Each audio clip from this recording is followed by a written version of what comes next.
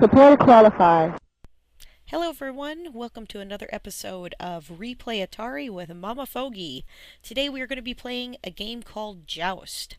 Joust came out for the Atari 2600 in 1983, but before that it came out as an arcade game in 1982, and it was very popular. At the time there were a lot of space games, and this game came out with the premise of you riding along on your little ostrich, jousting with other bad guys on their ostriches.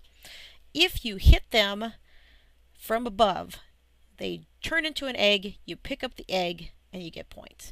If you hit them from below, they win. And if you hit each other dead on, you both just bounce off of each other. So let's get ourselves set up.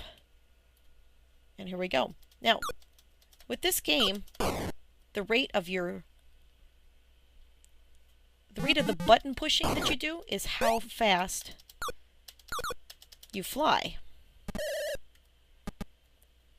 So by mashing the button over and over, you could fly very fast or just a little bit, and that helped you control your gameplay.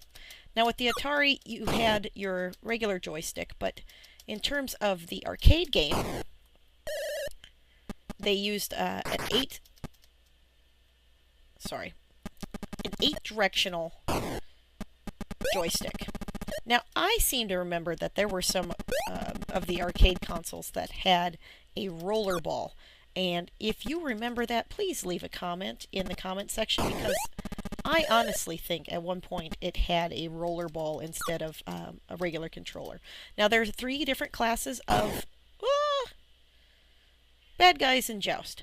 Okay, the red ones are, just kind of your run-of-the-mill bad guys. They're a little slower, a little easier to hit. Oh! I'm really bad with the lava. The gray ones are a little faster, and then there is another color. I honestly can't remember right off the top of my head what color it is on the Atari. There are also pterodactyls. Ah! I told you, I'm terrible with that. If you don't catch the egg soon enough, it will respawn. Let's get ourselves started again. It will respawn. So you want to pick up those eggs right away. The pterodactyl does come in later levels. It is really hard to defeat, so it's much better if you just kind of leave it alone.